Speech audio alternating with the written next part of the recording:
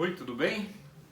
Meu nome é Hércules, eu sou um apaixonado pelas Escrituras Sagradas, estou sempre estudando ela e tenho muito prazer e satisfação de estudar ela com os meus amigos. Eu quero agradecer a você por estar aqui. O estudo que nós faremos hoje é a maior promessa da Bíblia. Nós vamos juntos viajar pelas páginas da Bíblia, deixar a Bíblia responder para a gente. Nós não vamos confiar no homem, mas nós vamos deixar que a Bíblia por si só nos mostre o que ela disse era verdade, tá bom? O assunto então é a maior promessa da Bíblia, que é a volta de Cristo. E antes da gente abrir a Bíblia, eu gostaria de fazer uma prece com você. Podemos? Maravilhoso Deus, nos entregamos nas tuas mãos e pedimos que dos altos céus o Senhor nos instrua com sabedoria e entendimento da tua palavra, para que nós possamos juntos aprender mais de ti, mais do teu reino e mais da sua vontade. Abençoe todos os meus amigos que estão participando deste momento comigo. Eu oro agradecido em nome de Jesus. Amém. Quando eu abro a Bíblia no Evangelho de João, o capítulo 14, os versículos de 1 a 3, eu leio aqui a maior promessa de toda a Bíblia. Se você quer saber o que vai acontecer no futuro, se você é daqueles que gosta de saber o que o amanhã lhe trará, é imprescindível que você conheça esse trecho da Bíblia. Nele nós lemos assim: não se turbe o coração de vocês. Creiam em Deus, creiam também em mim. Na casa de meu pai há muitos aposentos. Se não fosse assim, eu teria dito a vocês: vou preparar-vos lugar para vocês. E quando eu for e vos preparar lugar, voltarei e os levarei para mim, para que onde vocês estejam, eu esteja também. Querido, essa é a promessa mais importante e impactante da Bíblia. Quem fez essa promessa foi o próprio Jesus. Para quem ele prometeu? Ele prometeu para os seus discípulos que andavam próximos a ele. Quando ele prometeu, ele disse isso já próximo da sua morte. Ele estava tentando confortar e consolar os seus discípulos, dizendo a eles: olha, não se turbe o vosso coração, creiam em Deus, creiam também em mim. E ele explica: na casa de meu pai tem muitas moradas, eu vou preparar um lugar para vocês. E quando o lugar estiver preparado, eu vou voltar para levar vocês comigo. Esta é a maior promessa bíblica. Jesus Cristo vai voltar. Ah, mas eu não acredito nisso. Eu não concordo com essa possibilidade. Tudo bem. Assim como você, é possível que muitos outros não tenham acreditado que ele viria uma primeira vez. No Velho Testamento, nós temos inúmeras promessas dizendo que Jesus nasceria de uma virgem, falando da vida de Cristo, falando do ministério que ele exerceria e apresentando o sacrifício que ele realizaria por mim e por você. Quando as pessoas analisavam tudo isso, muitas vezes elas concluíam: não, isso não vai acontecer, é impossível. Mas aconteceu. Ele veio uma vez e agora ele promete que virá outra vez. E nós temos na Bíblia, no Novo Testamento, a cada 11 versículos, um versículo fala que Jesus vai voltar. Nós temos então, ao longo de toda a Bíblia, diversos textos, diversas passagens que apresentam o retorno de Cristo Jesus. E aí ficam as perguntas, né? Quando ele vier, como vai ser? Vamos perguntar para a Bíblia? Vamos deixar ela nos responder? Em Apocalipse capítulo 1, o versículo 7, é o próprio Jesus quem revela a João como é que vai ser o seu retorno. Diz assim: eis que vem com as nuvens, e todo olho o verá, até quantos o transpassaram, e todas as tribos da terra se lamentarão sobre ele, certamente. Amém. Olha que interessante. Como vai ser a volta de Cristo? Ele virá com as nuvens. Todo olho verá. Até o olho daqueles que o transpassaram. Quem foi que transpassou a Jesus? Não foram soldados romanos que o feriram com uma lança, que cravaram, que transpassaram seus pés e mãos no madeiro? esses também o verão. O que isso significa? Isso significa que as pessoas vivas e as mortas verão o retorno de Cristo Jesus. Impactante, não é verdade? Muito impactante. Aí você diz, impossível. Não, eu entendo. Pode ser que você não consiga acreditar nisso de forma alguma. Mas eu creio na Bíblia e creio que ela nos mostra a verdade. Em um outro momento eu vou dizer para você o porquê que eu creio na Bíblia. Mas fica a questão aqui. Se a Bíblia está dizendo que é assim, assim será. Vamos fazer uma viagem para um outro texto que vai nos dar de presente aí uma informação que é possível que nós não tenhamos. No Evangelho de João, capítulo 5, os versículos 28 e 29, nos explicam como é que vai ser possível pessoas que já morreram assistirem o retorno de Jesus. Evangelho de João, capítulo 5, versículos 28 e 29, diz assim: Não vos maravilheis disto, porque vem a hora em que todos os que se acham nos túmulos ouvirão a sua voz e sairão. Os que tiverem feito bem para a ressurreição da vida, e os que tiverem praticado mal para a ressurreição do juízo. Algumas versões dizem ressurreição da condenação. Olha que interessante. A Bíblia diz que chegará o dia em que todos os que se acham nos túmulos ouvirão a voz de Jesus e sairão. Os que tiverem feito bem vão sair para a ressurreição da vida. E os que tiverem feito mal para a ressurreição da condenação. Você percebe? Todo olho o verá. Quando Cristo voltar a essa terra, todo olho o verá. Sabe outra curiosidade? A Bíblia diz que ele vem nas nuvens, não é verdade? Por que a Bíblia fala em nuvens? É porque é um padrão. Toda a Bíblia fala isso. Quando você vai lá no profeta Daniel, que viveu aproximadamente 700, 600 anos antes de Cristo, e vê numa das visões que ele tem com relação à vinda do Filho do Homem, ele diz, sobre as nuvens ele está vindo. Quando você vai nos evangelhos, todos os evangelhos dizem que Jesus vai voltar nas nuvens. Quando você vai no Apocalipse, ele diz nas nuvens. A Bíblia ela é extremamente coerente e ela nos apresenta a sua mensagem de uma forma muito coesa. A Bíblia não se contraria, ela não se contradiz. Olha só, em Mateus 24,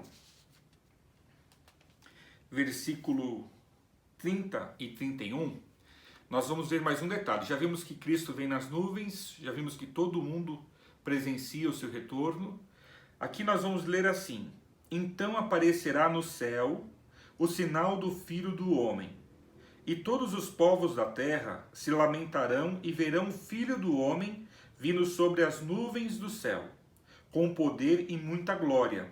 E ele enviará os seus anjos com um grande clangor de trombeta, os quais reunirão os seus escolhidos dos quatro ventos, de uma a outra extremidade dos céus. A Bíblia nos apresenta que, além de vermos a volta de Cristo, nós vamos ouvir os seus anjos, que virão todos eles tocando com grande clangor de trombetas. Percebe? Esse será o evento mais importante da história do nosso planeta. Esse será o evento mais considerável de tudo aquilo que já aconteceu e de tudo aquilo que ainda acontecerá neste mundo. O evento mais importante será o retorno de Cristo. Ele vem nas nuvens, todo olho verá, e nós veremos tanto ele quanto os seus anjos, e ainda ouviremos o sonido, o clangor das trombetas dos seus anjos.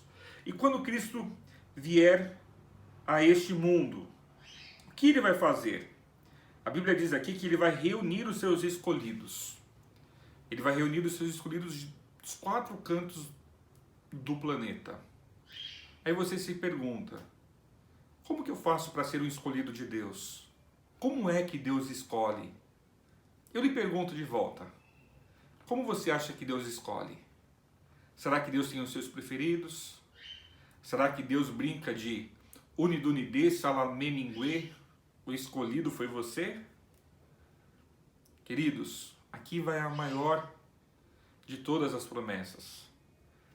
Em João, é o versículo mais conhecido da Bíblia, João 3,16, Lá nós lemos assim: porque Deus amou o mundo de tal maneira que deu seu Filho unigênito, para que todo aquele que nele crê não pereça, mas tenha vida eterna.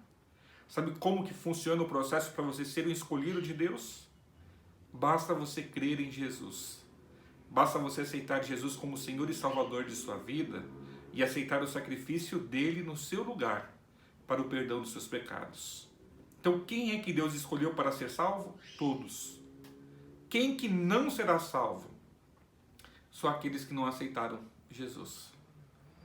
Olha que interessante. Cristo vem nas nuvens dos céus com poder e grande glória. Todo olho verá. Nós ouviremos os seus anjos tocando trombeta.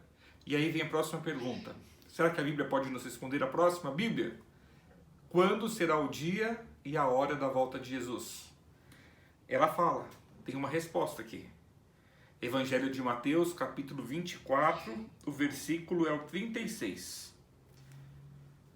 A Bíblia diz assim: mas a respeito daquele dia e hora, ninguém sabe, nem os anjos dos céus, nem o Filho, senão o Pai. O único que sabe o dia e a hora da volta de Jesus é Deus o Pai. Eu não sei, você não sabe, e não há nenhuma outra pessoa que saiba. Nenhum anjo sabe, e nem o próprio Jesus sabe. Somente Deus o Pai sabe quando é que Cristo retornará. Então, se alguém te disser que ele virá nessa data ou naquela outra, não acredite. Mais uma curiosidade sobre a volta de Cristo. Bíblia, tem alguma dica para nos dar com relação à volta de Jesus? Tem alguma comparação para fazer?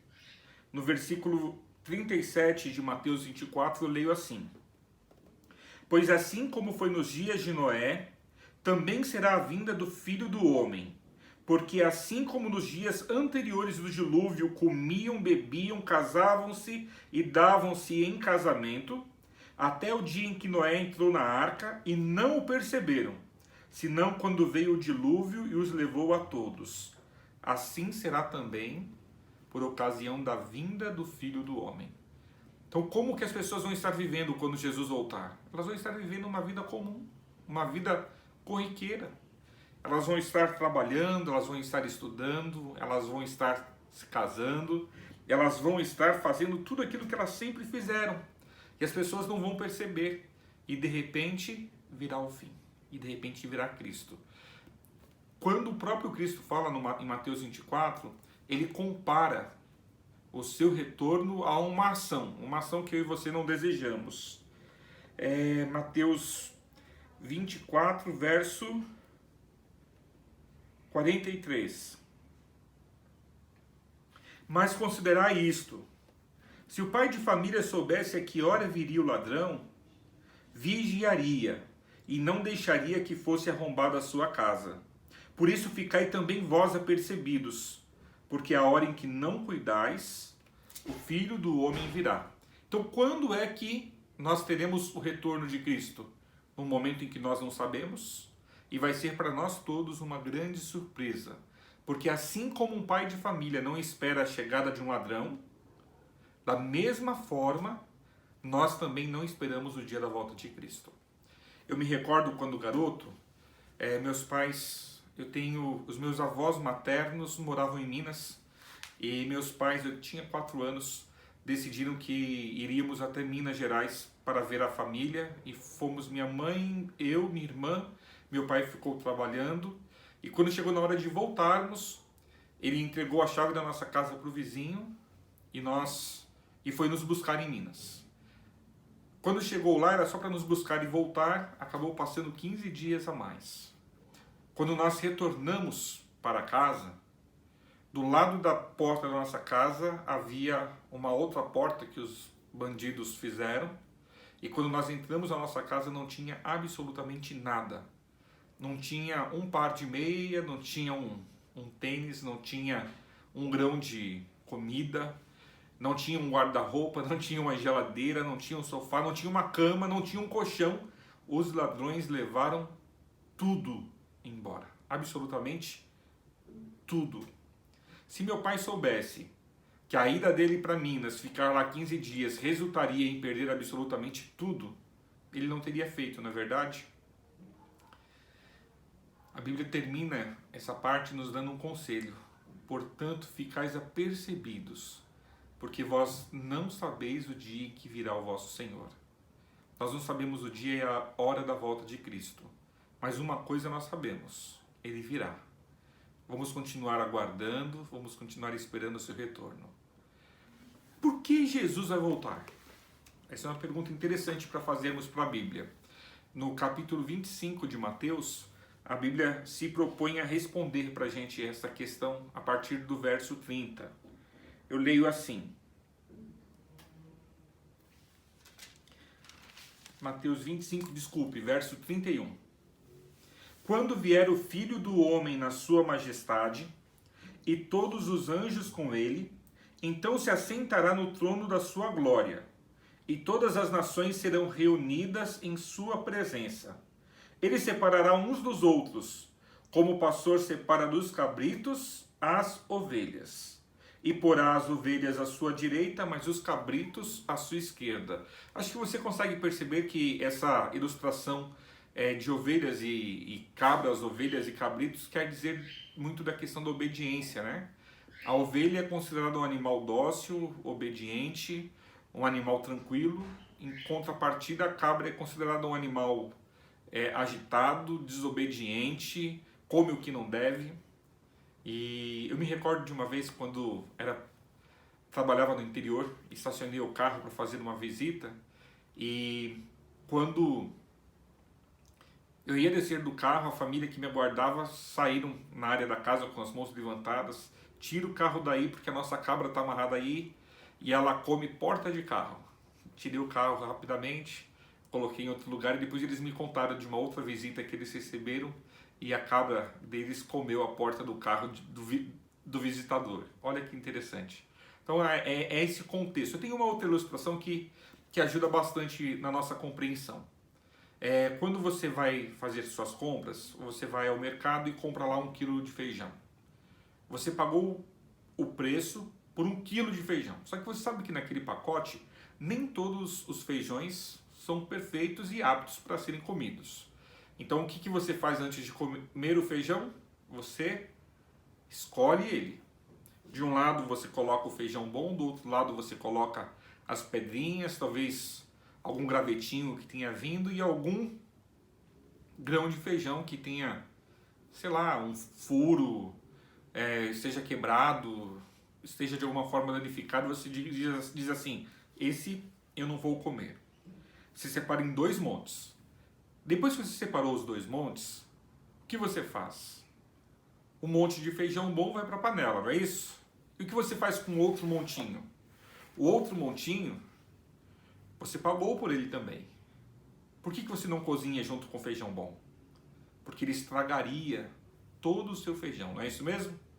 Quando Cristo retornar a essa terra, ele vai separar do lado direito as ovelhas, do lado esquerdo as cabras, assim como você separa, às vezes, do lado direito o seu feijão bom e do lado esquerdo o seu feijão estragado. O feijão bom será aproveitado, mas o feijão ruim, ele precisa ser lançado fora para que você não comprometa o feijão bom. E olha só o que a Bíblia termina dizendo sobre por que é que Cristo vai voltar. O que nós lemos até agora diz que Cristo vai reunir na sua presença todos os habitantes da terra, e aqui nós vemos que ele vai separar uns dos outros, colocando à direita os bons e à esquerda os maus. Vamos ver o que Cristo vai dizer àqueles que estiverem à sua direita, para os bons. É o verso 34. Então dirá o rei aos que estiverem à sua direita: vinde benditos de meu Pai, entrai na posse do reino que vos está preparado desde a fundação do mundo. Olha que promessa maravilhosa. Jesus vai chamar aqueles que estiverem à sua direita, vai chamar o feijão bom, vai chamar as ovelhas, dizendo: vinde benditos de meu Pai. Entrai e tomai posse do reino que vos está sendo preparado desde a fundação do mundo. Lembra que nós iniciamos lá falando que na casa do Pai tem muitas moradas, muitos aposentos, até a versão que eu li? Então, isso está sendo preparado para a gente desde sempre. E quando estiver pronto, ele voltará para nos buscar. Então, nós temos aqui esse convite de Cristo. E ele se estende a você também. Vinde, bendito meu Pai. Entre no reino e tome posse do reino que vos está sendo preparado desde sempre. Mas em contrapartida, há uma palavra muito dura para aqueles que estiverem à sua esquerda. No versículo 41, nós lemos o que o rei dirá aos que estiverem à sua esquerda, para o feijão bom ou para as cabras. Então o rei dirá também aos que estiverem à sua esquerda: apartai-vos de mim, malditos, para o fogo eterno, preparado para o diabo e os seus anjos. Muito forte, né? Apartai-vos de mim, malditos. Apartai-vos de mim para onde? Para o fogo eterno.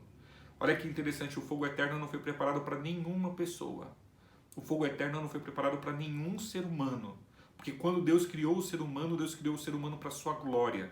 Deus nos criou para que nós fôssemos felizes e nos criou para que nós fôssemos eternos. O pecado destruiu tudo, o pecado estragou absolutamente tudo, mas nunca foi este o plano de Deus. E quando Deus precisar fazer essa separação, e Cristo precisar dizer: apartai-vos de mim, malditos, para o fogo eterno, é importante saber que ele frisa que o fogo eterno foi preparado para o diabo e os seus anjos. Infelizmente, alguns de nós acabamos nos agarrando ao estilo de vida que Satanás deseja que vivamos, e aí nós corremos o risco de também sermos destruídos. Sabe o meu desejo para a sua vida? Eu desejo para a sua vida de todo o meu coração que você continue aprendendo cada vez mais de Deus, cada vez mais da Bíblia, e possa cada vez mais tomar decisões ao lado da vontade de Deus. Eu sou falho como você, eu sou um homem como você. Mas já faz mais de 30 anos que um dia, quando garoto ainda, eu decidi que quando Cristo voltasse a essa terra, eu queria estar ao seu lado, eu queria estar preparado, eu queria subir com Ele. Do dia em que eu tomei essa decisão para hoje, eu ainda não sou perfeito, e nem o serei. Mas eu sou alguém que crê no sacrifício de Cristo e continuo a minha caminhada, a despeito das minhas quedas, a despeito das minhas lutas, a despeito das minhas dificuldades, porque eu sei que existe um céu que Jesus está preparando para mim e eu quero ir para lá. Você não gostaria de se unir a mim nessa decisão? Você não gostaria de tomar uma decisão também de ir para este céu que Jesus está nos preparando? Feche os seus olhos. Deus de amor e bondade, obrigado pelo aprendizado que tivemos neste momento na sua palavra.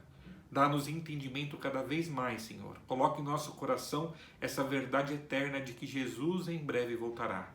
E quando Ele vier, que nós possamos estar preparados, nós possamos estar com Ele. Essas são as bênçãos que nós te pedimos, agradecidos por Jesus. Amém. Muito obrigado pelo seu tempo. Compartilhe, curta, se inscreva no canal. Deus te abençoe.